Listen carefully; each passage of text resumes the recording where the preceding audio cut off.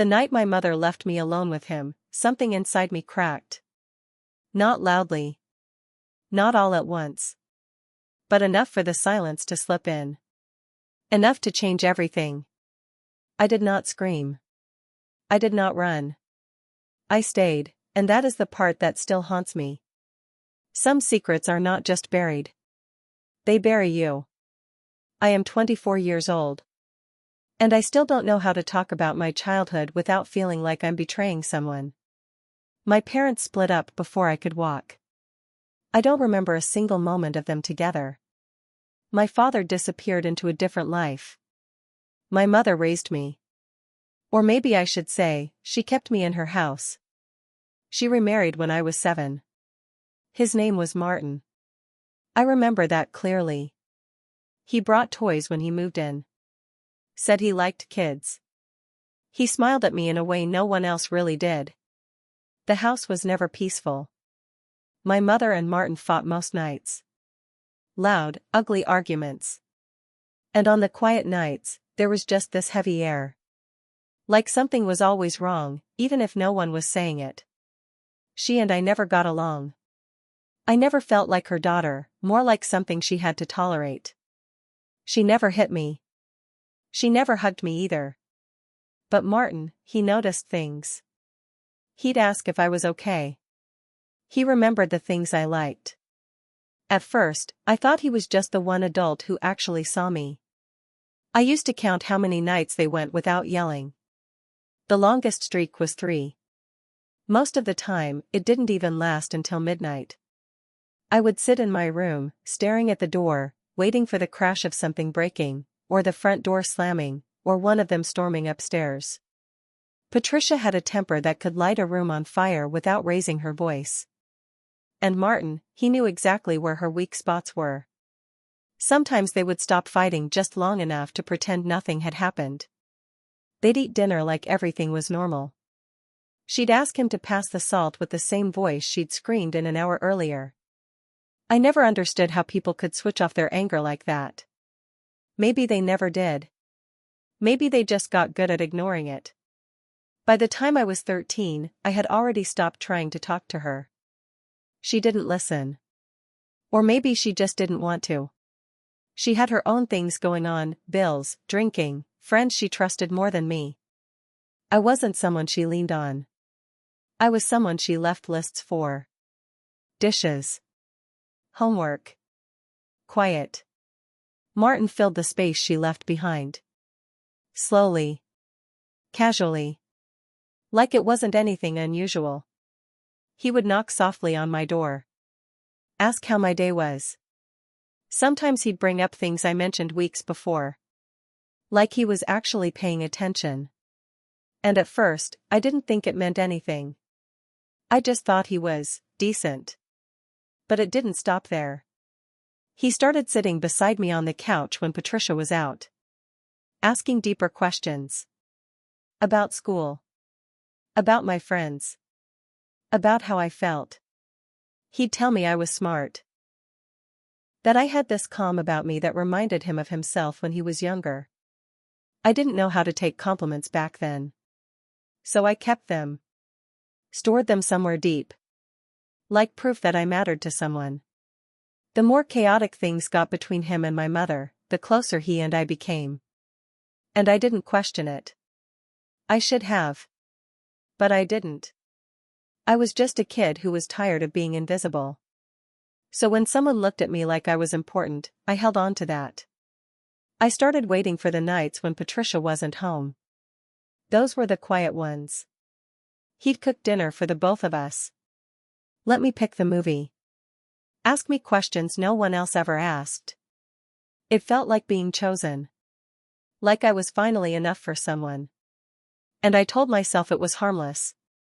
That there was nothing wrong with being close to him. That I deserved to feel safe with someone. But now, looking back, I see it for what it was. He knew exactly what I was missing. And he stepped into that gap like it belonged to him. I confused comfort for connection. I thought closeness meant love. And that was the beginning of everything that came next. I don't remember the moment everything changed. Not exactly. It wasn't one big thing. It wasn't a kiss or a line I knew we'd crossed. It was smaller than that.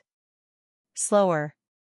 Like water seeping through cracks you didn't know were there until the walls started to crumble. I was 14 the first time I noticed that Martin wasn't just being kind. He started asking different questions. He wanted to know what I thought about things, not just school, but life.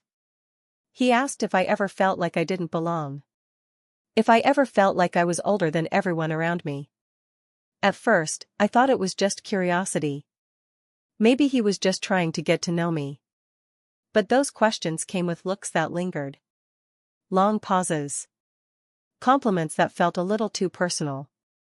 Words that hung in the air longer than they should have. He talked to me in a way that made me feel like I was the only person in the world who understood him.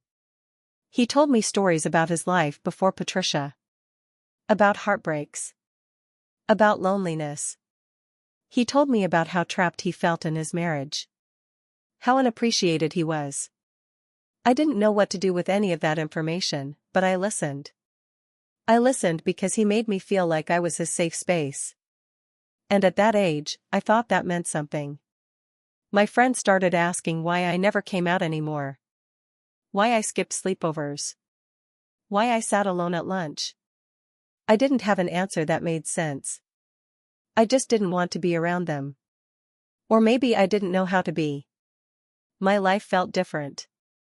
He had filled so much of my mind that I couldn't think about anything else. I would write about him in my journals for hours. Not just what he said, but how he said it. The way he made me feel seen. Important. Like I was part of something bigger than myself. And the more I pulled away from the world, the closer he got. Patricia was always out. Working late. Meeting friends. Doing whatever it was she needed to do to escape the mess she had at home. I don't think she ever asked where I was during those hours. Or maybe she just assumed I was in my room, doing what I always did, keeping quiet. Martin and I would sit in the living room after she left. Sometimes he'd let me pick a movie, but most nights we just talked. And he talked a lot. He told me things no adult should share with a child. Things about his childhood. About how his father used to ignore him. How his mother played favorites. About the pain he carried and how no one ever really saw him. He said I reminded him of himself. That I was more mature than anyone he'd ever met. That I understood him better than his own wife. I kept every word like it was a secret spell. I thought if I remembered everything, if I kept his secrets safe, he would never leave. I started believing I was special because he chose me. I started believing that what we had was real. At school, I stopped raising my hand in class. I stopped joining clubs. I'd go to the library during lunch and sit with my notebook, filling pages with the things he said. I don't think I even noticed how far I was sinking into it. I thought I was growing up. I thought I was finding myself. But really, I was losing pieces of who I was, piece by piece, without ever noticing they were gone. In therapy, they asked me to describe what it felt like. Not what happened, but how it felt. And that's the hardest part. Because it felt warm. It felt like being wanted. And for a kid who'd spent years feeling invisible, that was intoxicating. I didn't know it was wrong. I didn't know he was building a world where I couldn't breathe without him. He gave me nicknames. He brought me books. He told me my smile made his day better. He'd laugh at Patricia behind her back. Say she was too self-absorbed to ever notice anything real. That I was different. That I was light in a house filled with noise. And I clung to those words like they meant something holy. But there was a shift. It didn't happen overnight. But it came. His compliments became more intense. He started asking if I ever thought about love. About soulmates. About people who were meant to find each other, even in the wrong time, the wrong place. I didn't know how to answer. I just listened. And when he told me I was the best thing that had ever happened to him, I believed him. Not because I understood what it meant.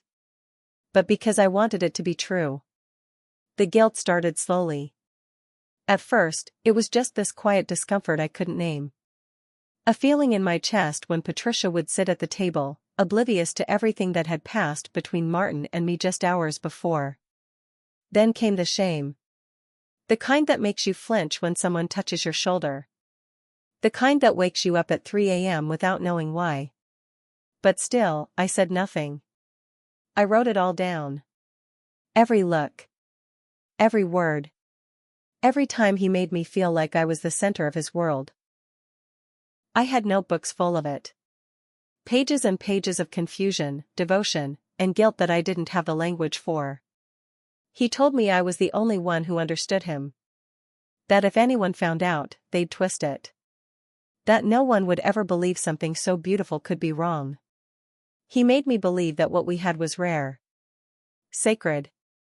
Something that couldn't be explained. And I kept his secrets like they were sacred too. Like they were mine to protect. I moved out the week after my 18th birthday. I didn't pack much. Just enough to not come back. There was no big fight, no confrontation. I told Patricia I needed space, and she nodded like she didn't care either way. Maybe she was relieved. Or maybe she had already stopped seeing me years ago. I found a small apartment with 2 other girls from college, and I told myself this was a fresh start. But it wasn't. The guilt followed me. It sat in the corners of every new room, crept into every quiet moment. It whispered questions I couldn't answer. I didn't know what to call what happened. I didn't have the words. I only knew I felt like I was rotting from the inside out. And that I missed him. That part was the hardest to admit. He kept texting. Late at night. Middle of the day. Long paragraphs that started with how proud he was of me and ended with how empty he felt without me. He said I was his reason for waking up. That I was the only person who had ever truly understood him. Sometimes I'd block him. Then I'd unblock him 2 days later. I couldn't figure out what was worse, hearing from him or not hearing anything at all. I saw him a few times after I left. Once at a cafe near campus. Another time when he waited outside my class. He never pushed. He was too careful for that. But he made sure I saw him. He looked smaller. Tired. Said he hadn't been sleeping. That he just wanted to talk. I sat with him once. Only once. And I remember staring at him, trying to figure out what had changed. He still knew exactly what to say to make me feel like the most important person in the room. But something inside me had shifted. His words felt heavier now. Like they came with strings I hadn't noticed before. I started therapy that fall. I told the therapist I had a complicated past. That I had a relationship I didn't know how to explain. It took me 3 months to say his name. Another month to say what happened. And even then, I couldn't call it what it was. I just kept saying, it felt real. I thought he loved me. I thought I loved him. Everything snapped the day I got a call from a mutual contact who still worked in the building where Martin used to work. She didn't know anything about my past. She just said it like it was gossip. Martin had been fired. Something about inappropriate conduct. A woman in the office had filed a complaint. Said he crossed a line. That he made her uncomfortable. That there was a pattern. I couldn't breathe when I hung up. I remember standing in my kitchen, holding the counter like the floor had shifted beneath me. I kept hearing that word, pattern. I had spent so long convincing myself that I was special. That what happened between us was an accident, a one-time bond that no one else could understand. But now I wasn't sure if I'd ever meant anything more to him than convenience. He didn't deny it when I confronted him. He said people misunderstood him. Said the woman at work had twisted his words. That it wasn't the same as what we had. That she wasn't me. But that's when it all cracked open. That sentence, she wasn't you, hit like a slap. Because I wasn't the only one. I never was. And suddenly everything felt dirty, Every memory. Every word he ever said. It all curdled in my stomach. I felt like a fool. A broken, used fool. Patricia left him not long after that. She never told me directly. I heard from someone else. She packed up and threw his things out. No explanations. No apologies. Just done. And then he vanished. Moved out of the country. No goodbye. No warning. Just disappeared like he had never existed. And me? I crumbled. I stopped going to class. I stopped returning messages. I stayed in bed for days. Sometimes I showered in the dark. Sometimes not at all. I didn't know who I was without him, without the version of myself I had built around him. It felt like my brain was trying to rewrite the past, but every time it did, it hurt more. I wasn't just grieving him. I was grieving the story I had told myself about what we were. In therapy, I broke down. Over and over. I couldn't say the word abuse. Not then.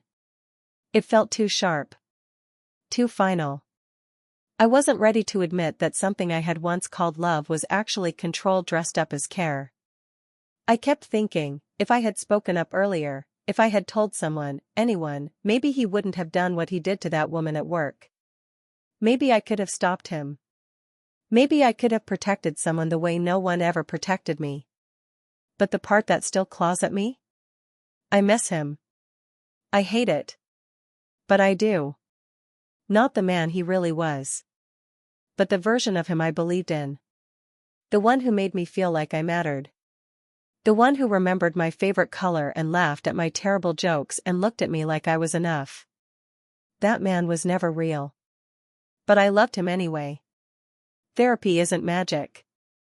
No one snaps their fingers and suddenly you understand your past. It's slow. Sometimes unbearably slow. Some days, you feel like you've made progress. Other days, you sit in the same chair, saying the same words, crying the same way. It took me almost a year just to say that what happened wasn't okay. Another year to stop calling it love. The hardest part wasn't the memories. It was letting go of the version of myself that let it happen. I kept asking the same question over and over, why didn't I say something? Why didn't I leave sooner? Why did I let it go on for so long? I wanted to believe I had some control, some power, some choice in all of it. And maybe that's what hurt the most. Admitting that I didn't. That I was a child wrapped up in something I didn't understand, and that the responsibility wasn't mine to carry. But it still felt like mine. The guilt is a quiet kind of ache. It doesn't scream. It just sits with you. At breakfast. In the shower. When you try to sleep. It shows up in the way you apologize too much. In the way you flinch at kindness. In the way you can't quite see your own eyes in the mirror. It's not always loud, but it's always there. I kept thinking about the people he might have hurt after me. What if I had spoken up? What if I had written it all down and handed it to someone, a teacher, a counselor, anyone? Would he have been stopped? Would someone else have been spared? And even though everyone tells me that it wasn't my fault, that I was a kid, that I didn't know better, part of me still feels responsible. Like my silence somehow allowed it all to happen. I wish I could say that therapy fixed that. That I woke up one day and finally felt free. But healing is quieter than that. It's in the small things. It's in choosing to stay awake when the flashbacks come. It's sitting across from someone new and not panicking when they ask personal questions. It's saying, that wasn't love, without whispering. Without looking away. I've had to relearn what trust means. What connection means.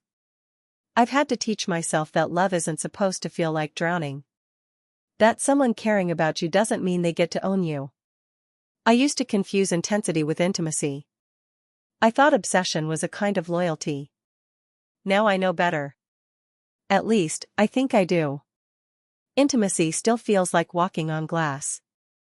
I flinch when people get too close. I shut down when things get real. There are days I can't be touched. Days I can't even be looked at. I wear layers, even in summer. I avoid crowded rooms. I rehearse conversations in my head before saying them out loud. Every interaction feels like it needs permission. People my age are moving forward. Graduating. Falling in love. Getting married. Posting pictures of vacations and brunch and baby announcements. And I'm here, still learning how to breathe without guilt. Still trying to find a version of myself that doesn't feel permanently broken. I've missed out on so much, and it's hard not to feel like I've been left behind. But I've learned how to name things. That matters more than it sounds like. I've learned that what happened wasn't my fault. That being manipulated doesn't make me weak. That being chosen by someone doesn't mean you're loved. It just means they saw something they could use. It took years to even whisper the word manipulation. And even now, I'm not sure if I've forgiven myself. Some days, I think I have. Other days, I look at old photos, read through old journals, and I feel the weight all over again. But I keep showing up. To therapy. To myself. To the parts of me I thought were too ruined to save. I've stopped trying to rewrite the past. I've stopped pretending it could have happened any other way. I've stopped chasing closure from someone who never deserved my silence. And maybe that's what healing really is. Not forgetting. Not moving on. But facing what happened and choosing, over and over again, not to let it define the rest of your life. If you've ever carried someone else's shame, if you've ever felt the weight of a story that wasn't yours to hold, or if you've ever been made to feel like your pain didn't count because it wasn't loud enough or obvious enough, you are not alone. Maybe you were the quiet one in your family. The one no one checked on. The one who kept it all together so others wouldn't fall apart. Maybe you've spent years wondering if what happened to you was real, or bad enough, or worth talking about. Let me tell you, it was. And you are. I know how lonely it feels. To be sitting with memories you can't say out loud. To feel like healing is for other people. To wonder if you're forever stuck where it all broke. But even if it doesn't feel like it now, there's space for you outside of that story. There's life after silence. After guilt. After everything you thought would destroy you. If anything I've said tonight feels familiar, if it stirred something you've kept buried, I hope you'll share your thoughts in the comments. You don't have to explain everything. You don't owe anyone your story. But if you want to be heard, really heard, I'll be there. You can also find other videos here, ones about healing, forgiveness, and figuring things out one breath at a time. And if today is just a day to listen, that's okay too.